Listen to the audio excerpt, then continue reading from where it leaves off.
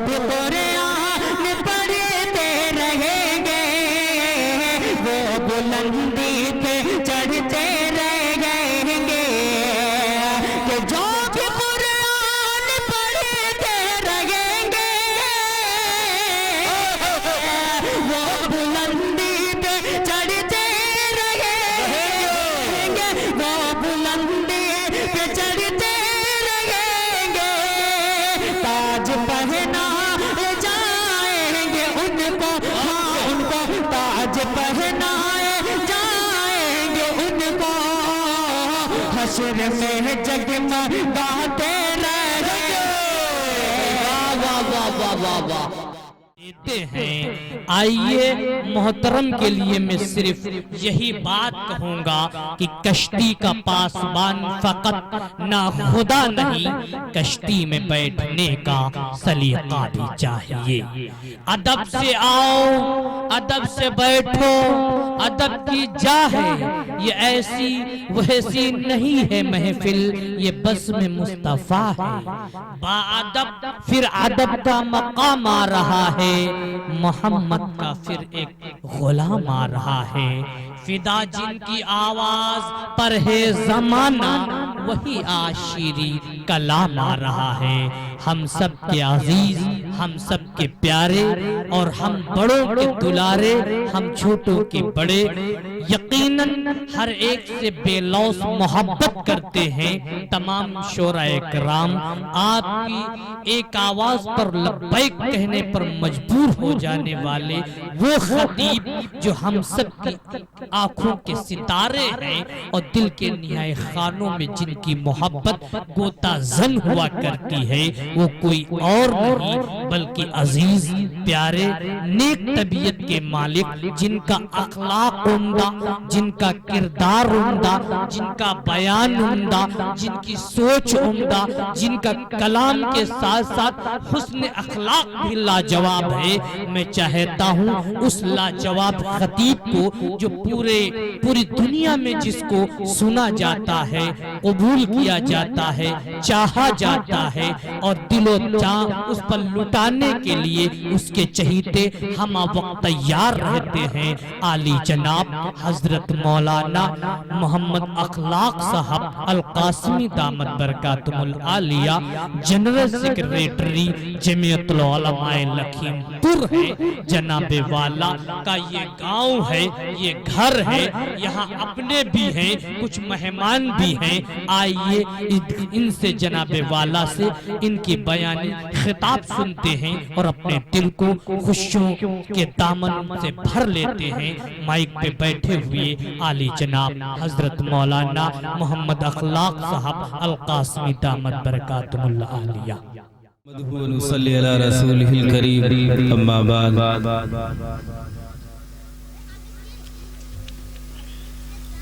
क़ाल नबी सल्लल्लाहु अलैहि वसल्लम,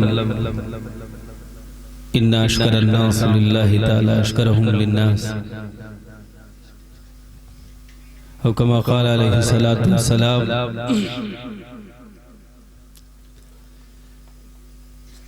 मोहतरम बुजुर्गों और अजीज साथियों, स्टेज पे बैठे हुए शोहरा-ए-इज़ाम और मुहिब्बाने बस्ती और दूर दराज से सफर करके आए हुए असातिज़ाए कराम मदरसा सुल्तानिया ज़िया-उल-उलूम, जो एक मामूली दावत पे यहाँ हाजिर हुए, जिस प्रोग्राम की इब्तदा बहुत थोड़ी थी, आखिर में लिस्ट बढ़ती बढ़ती इस हद तक बढ़ी कि काफी लंबी तवील हो गई है, लंबी हो गई है फहरिस्त। खैर, जब जलसे का आगाज हुआ तो कारी मोहम्मद जीशान साहब ने एक रुकू तिलावत किया था, और उस रुकू के अंदर जो कुरान की आयतें पढ़ी थी तो कारी साहब ने कहा था कि मौलाना जब आएंगे तो उन आयतों पे रोशनी डालेंगे जिसकी हम तिलावत कर रहे हैं। तो उस पे जो बुनियादी चीज थी, वलनबलुवन्नकुम बिशैइन मिनल खौफि वल जू', इलाम ताकीद का है,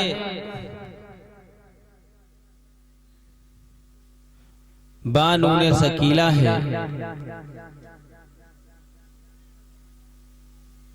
यानी अल्लाह तबारक व तआला जरूर बिजरूर आजमाएगा, जरूर बिजरूर आजमाएगा। मिनल खौफी, कभी भूख से, जैसा कि साहबे कराम को आजमाया। आपने बारहा सुना होगा और बारहा आप सुनते रहते हैं कि आप सल्लल्लाहु अलैहि वसल्लम के जो सहाबा कराम थे, उन सहाबा पर एक वक्त वो भी आता था कि कई कई दिन तक चूल्हा घर का नहीं जलता था, फाकों पे फाके होते थे, खाना नहीं मिलता था, खाली पेट रहकर कहीं पत्थर बांधकर कहीं और जफाकशी करके अपनी जिंदगी गुजारते थे। अम्मा आयशा सिद्दीका रज़ियल्लाहु ताला अन्हा फरमाती हैं कि हमारे घर पे मुतवातिर 3-3 महीने चांद हो जाते थे और घर पे खाना नहीं बनता था। वो दौर था। आज का भी जो दौर है, आज जो इस वक्त हमारे हालात हैं, वो भी एक ऐसे खौफ के हैं।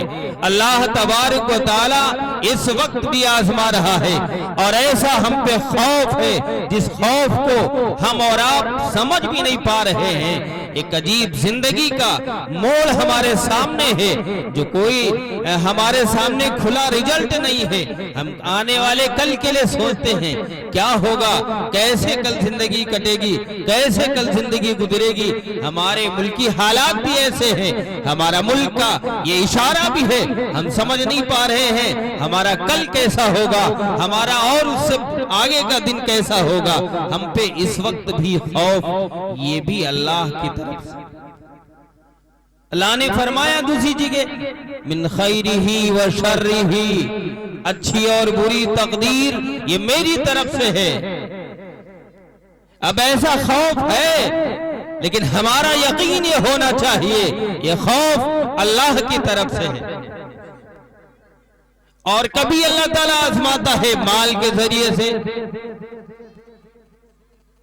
यानी माल का नुकसान हो जाता है। हम अपने एतबार से माल को कमाते हैं, माल को जमा करते हैं, माल को जमा करने के बाद ऐसे हालात आते हैं, ऐसी परेशानियां आ जाती हैं जो हमारा माल कम हो जाता है। अल्लाह तबारक व तआला कह रहा हम जरूर भी जरूर आजमाएंगे, माल को कम करके भी ऐसे भी आजमाएंगे, भूख की वजह से भी, माल को कम करके भी, इससे भी अल्लाह ताला आजमाएगा। फिर आगे है वल अनफुसी वस्समरात, जानों का नुकसान करके भी आजमाएंगे, जानों का नुकसान करके भी आजमाएंगे। जान का नुकसान, जैसा कि ये आज इस प्रोग्राम का इनेकाद हुआ है, मुनाकिद किया गया है, और जिस हादसे का शिकार ये बच्चा हुआ बहुत ही होनहार यकीनन तालिबे इल्म था। जैसा कि असातिज़ा किराम ने बताया बहुत ही बाअदब, बहुत ही मुहज़्ज़ब रहता था। हमने तो किसी तालिबे इल्म से कोई खिदमत नहीं ली है अल्हम्दुलिल्लाह, लेकिन जो भी असातिज़ा कहते थे फौरन हाजिर हो जाता था, हम भी कहते थे फौरन हाजिर होता था, कोई भी कहता था, बहुत ही बाअदब था। तो कभी कभी अल्लाह ताला कह रहे हैं कि हम जान का नुकसान करके भी आजमाएंगे। और ये पहला वाकया नहीं है कि हम हालात से परेशान हो जाएं, हालात से घबरा जाएं, हालात हम पे आ जाएं तो हम चिल्लाना शुरू करें, वावेला मचाएं। नहीं, आप सल्लल्लाहु अलैहि वसल्लम को भी अल्लाह तबारक व तआला ने आजमाया, नहीं आजमाया? अल्लाह ने आप सल्लल्लाहु अलैहि वसल्लम को भी आजमाया। आपके कई बेटे हुए, हजरत इब्राहिम हुए, हजरत कासिम हुए, हजरत तैयब और ताहिर हुए, लेकिन कितनी औलादें जिंदा रही? कोई औलाद जिंदा नहीं रही, कोई औलाद जिंदा नहीं रही। हजरत इब्राहिम के बारे में तो आप सल्लल्लाहु अलैहि वसल्लम ने फरमाया, मेरा तेरे फिराक ने, तेरी जुदाई ने मेरा जो हाल किया है कि आंसू नहीं रुकते। हज़रत अब्दुर्रहमान रज़ियल्लाहु तआला अन्हु कह रहे हैं आप सल्लल्लाहु अलैहि वसल्लम को खामोश करें। तो एक ये चीज होती है फितरी, गैर अख्तियारी चीज होती है, इंसान का उस पर कोई अख्तियार नहीं होता है। इंसान की आंखें, इंसान की तबीयत तबैयत अबार से रोने लगती है, इंसान का उस पर कोई अख्तियार नहीं होता है। ऐसे आंसू बहाना, ऐसे रोना शरीयत के अंदर मुकम्मल इजाजत है। जब इंसान का उस तबीयत पे अख्तियार ही नहीं है, उस तबीयत के कोई कंट्रोल ही नहीं है, तो शरीयत इजाजत देती है। आप सल्लल्लाहु अलैहि वसल्लम ने भी फिराक के अंदर अपने बेटे की जुदाई में आंसू बहाए, रोए। तो इससे मालूम ये हुआ जो गैर अख्तियारी चीज हो, जिस पे इंसान का कंट्रोल न हो, उस पे तबैयत अबार से आंसू बह जाते हैं। और ऐसे दीगर हज़रत मूसा अलैहिस्सलाम की वालिदा को देखो, एक औरत जात अपने नवमौलूद बच्चे को क्या चाहती थी कि हमारा बच्चा जिंदा रहकर हमसे दूर हो जाए, जिसके खाने का भी कोई सबब ना हो, जिसके जरिए माश का कुछ पता ना हो, कि हमारा बेटा संदूक के अंदर हम डाल तो रहे हैं, लेकिन संदूक के अंदर खाएगा क्या, वो वहां जिंदा कैसे रहेगा, कुछ भी नहीं सोचा और अपने लख्त जिगर को जुदा किया। क्या वो गम का वक्त नहीं होगा? क्या ये हालात नहीं थे? ये हालात थे, यकीनन हालात थे। एक माँ सोचती होगी कि हम अपने बेटे को अपने से जुदा कर रहे हैं, एक बॉक्स के अंदर डालेंगे और फिर दरिया के अंदर डालकर अल्लाह के हवाले कर देंगे। मेरे बेटे का क्या होगा?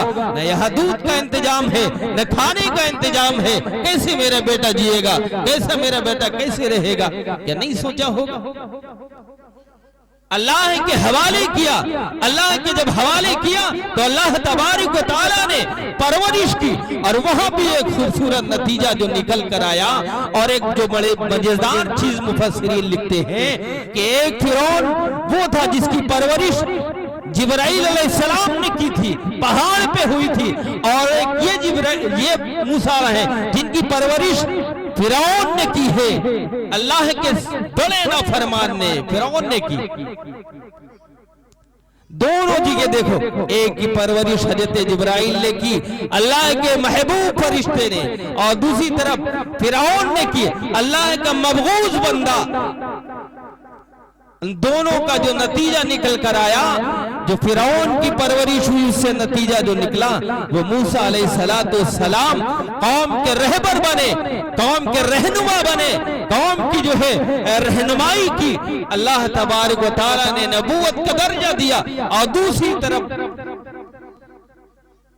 अल्लाह का नाफरमान बंदा बना, जादूगर बना, मूसा अलैहिस्सलाम के सामने आया। बहरहाल अच्छी और बुरी चीजों पे ईमान लाना हमारा फर्ज है, और हम ये अहद भी कर चुके हैं कि हम अच्छी और बुरी तकदीर पे ईमान लाएं। तो वहां भी हालात आए। अल्लाह तबारक व तआला ने मुख्तलिफ जमानों में जो लोग हुए अल्लाह के महबूब, उन सब पे हालात डाले। अब उन हालात पे जमना, इस्तिकामत मिल जाए, अल्लाह क्या शुक्रगुजार बंदा हो जाए, अल्लाह का शुक्र अदा करने वाला हो जाए, ये अल्लाह चाह रहा। एक औरत है हज के मौके पर अल्लाह का शुक्र अदा कर रही, अल्लाह उस हाल में भी तेरा शुक्र था, अल्लाह इस हाल में भी तेरा शुक्र है, उस हाल में भी था, इस हाल में भी तेरा शुक्र है। पूछने वाले ने पूछा उस हाल की क्या बात है और इस हाल में क्या फर्क है, इन दोनों में फर्क क्या है? तो औरत बयान कर रही है, एक दिन था जो मेरे बच्चे 3 थे, तीनों खेल रहे थे, एक सबसे छोटा, 2 कुछ बड़े थे। हुआ एक ही 2 में आपस में झगड़ा हुआ, एक ने छुरी से एक को मार दिया छुरी से खेलते खेलते, वो मर गया। दूसरा लकड़ी में जाके डर के मारे छिप गया कि मेरे भाई का कत्ल कहीं मुझे बड़ी सजा का लायक न बना दे, मुझे कोई बड़ी सजा न मिल जाए। वो डर के मारे जो लकड़ी के पीछे चला गया, छुप गया, माँ से छुप गया। और उतने में देखा छोटा बच्चा चीखता चिल्लाता हुआ आ रहा है। जब देखा उस छोटे मासूम बच्चे को तो कहा ठीक, इसे मैं बाद में उठा लूंगी, पहले मैं उससे देखती हूँ। वो लड़का जो तड़फ रहा है, करीब गई, अपने एक लड़के को देखा, वो लड़का मर चुका है। बड़े लड़की की फिक्र हुई, तलाश करते करते लकड़ियों की तरफ आ गई। वहां जब देखा तो वो लड़का भी शहीद मर चुका है, सांप ने उसे डस लिया, वो भी मर चुका। तीसरा लड़का जब देखा, करीब था कि मां से लिपटता, करीब आता, वो लड़का भी तनव्वुर में गिर गया, रोटी जहां लगाई जाती है उसमें गिर गया, वो भी खत्म हो गया। अब ये औरत अल्लाह के घर, अल्लाह का पर्दा हाथ में लेकर कह रही, अल्लाह उस हाल में भी तेरा शुक्र था, इस हाल में भी तेरा शुक्र।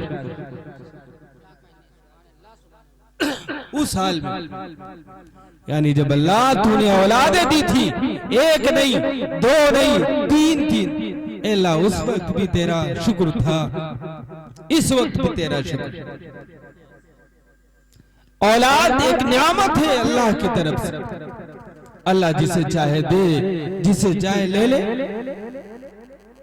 बाद ऐसे बुजुर्ग हुए हैं इस जमीन पर जिनको अल्लाह ने औलादे नहीं दी, लेकिन अल्लाह ये चाहता था कि हम इन्हें औलाद दें, और औलाद देकर औलाद ले ले, और लेने के बाद जो माँ बाप को दर्जा देगा अल्लाह, क़यामत के दिन हम उन अपने महबूब बंदे को दर्जा देगा।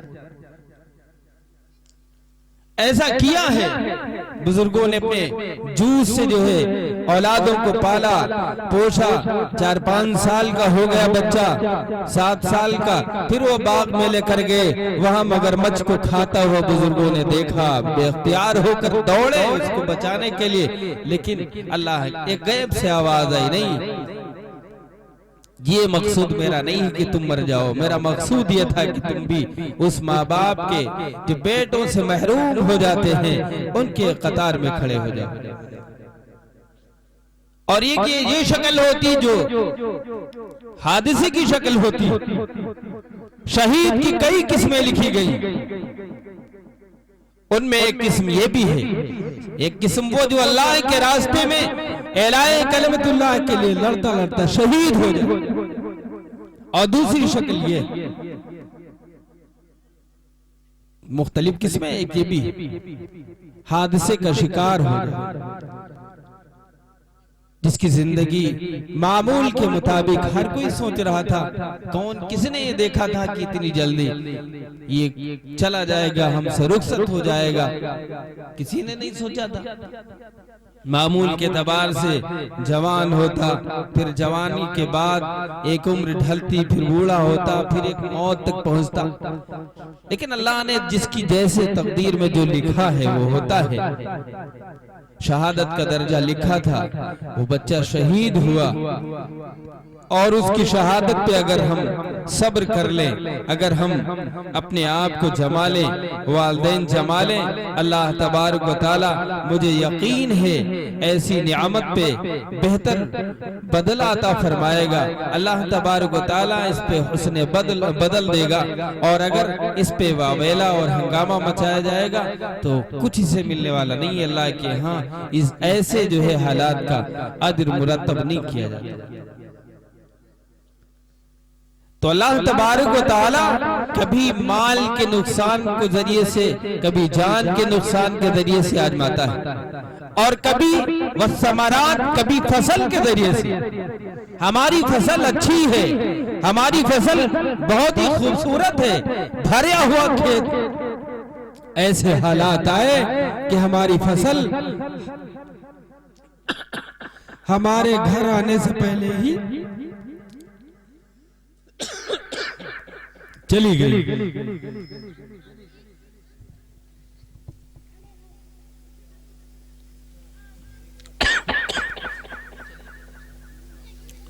दूसरी पढ़ लो।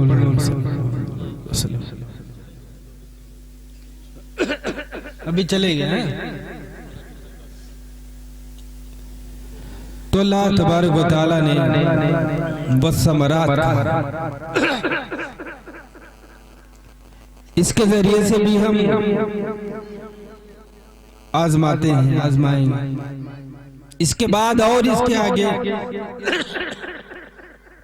वल्लज़ीना इज़ा असाबतहुम मुसीबतुन क़ालू इन्ना लिल्लाहि व इन्ना इलैहि राजिऊन।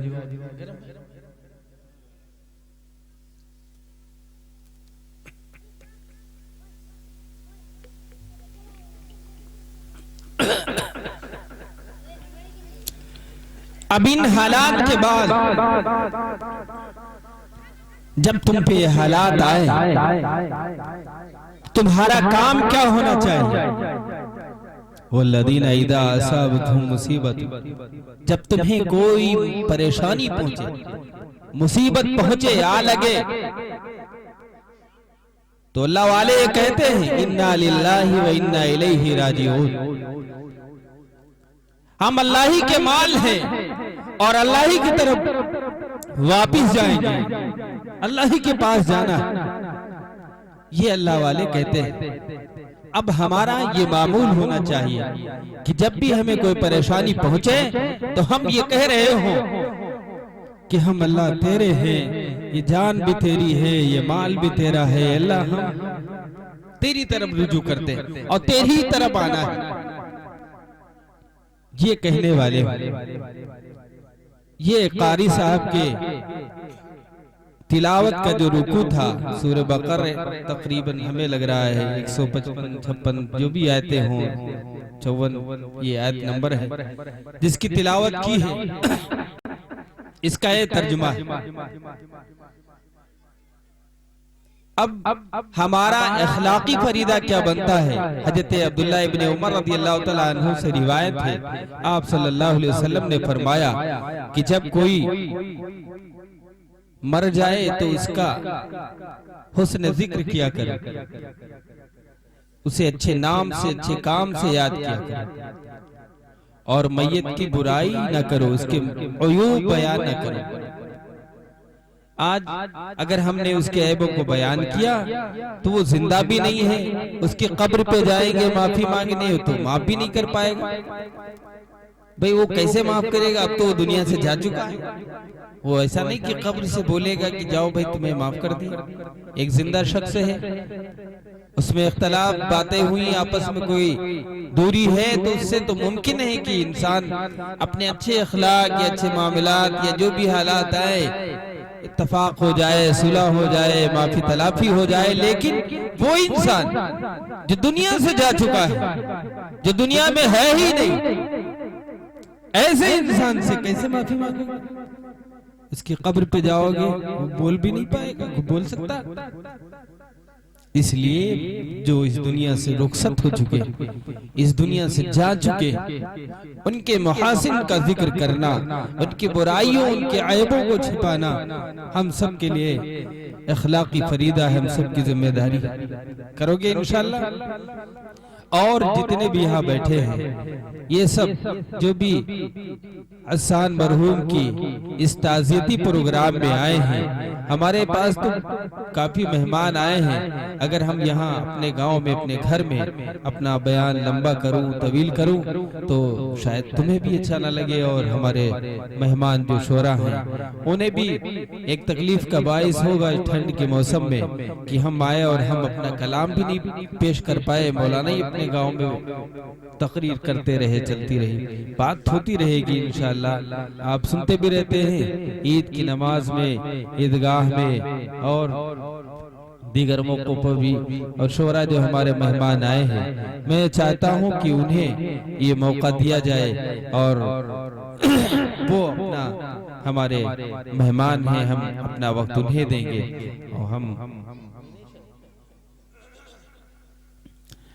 हमारे नाजिम साहब खाना खा रहे हैं। इंशाअल्लाह हम जैसा कि बता रहे हैं अपने शोरा को वक्त देंगे।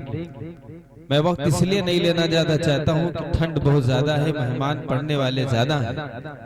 अब वो आएंगे इंशाअल्लाह मौलाना बेतरतीब खिलाएंगे। हम तो बहुत ही खुशी का इजहार करते हैं कि बड़ी दूर 100 किलोमीटर से ये इससे भी दूर का सफर करके हमारे मदरसे के असातिज़ा इकराम आए और हमारे मेहमान मुकर्रर आए थे। खुसूसी जो मौलाना यामीन साहब थे वो भी अपने मुकर्ररा वक्त पर आकर चले गए। वो मगरिब बाद प्रोग्राम ताखीर से शुरू हुआ, ईशा के बाद शुरू हुआ। उन्होंने कहीं और वक्त दिया था, हमने कोई जोर नहीं दिया कि आपने पहले वादा किया है तो वहाँ जाए, वो वहाँ चले गए। खैर बहरहाल दीगर हमारे मेहमान हैं, हम इंशाल्लाह उनकी कलाम को, उनकी बातों को सुनेंगे। ये अपने घर को छोड़ के आए हैं तो हम भी इंशाल्लाह यहीं रहेंगे, यहीं बैठकर मेहमानों का इस्तकबाल करेंगे, मेहमानों के नात को सुनेंगे। मदह सराई जो होगी इंशाल्लाह उसमें हम लब्बैक कहेंगे भाई इंशाल्लाह सुनेंगे। हमारे नाज़िम जलसा तशरीफ ला रहे हैं। मैं बहुत ज्यादा वक्त नहीं लेना चाहता हूँ। मैं इतना जरूर कहूँगा, अल्लाह ताला हसन के वालिदैन को और उनके रिश्तेदारों को और उनके भाइयों को सब्र जमील अता फरमाए। अल्लाह बेहतरीन बदल अता फरमाए। औलाद की नियामत जो छिनी है बेहतरीन नियामत अता फरमाए, इसके बदल में अच्छी नियामत अता फरमाए। जो इसका जो है एक बदल हो, इसके जो है भुलाने का एक जरिया हो। हम तो बड़ा परेशान रहते हैं, कहते भी रहते हैं एक औरत जो गूंगी हो, जो बोलना नहीं जानती, उस बच्चे की माँ है, कैसे समझाया जाए, कैसे उसे बात बताई जाए।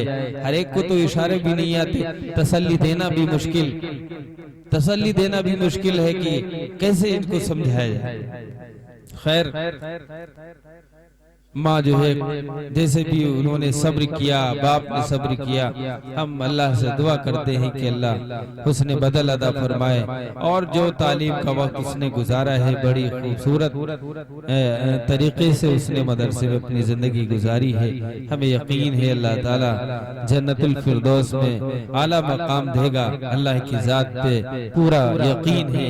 अल्लाह ताला हम सबको कहने सुनने से ज्यादा अमल करने की तौफीक अदा फरमाए। व आखिर दावाना अनिल हम्दुलिल्लाहि।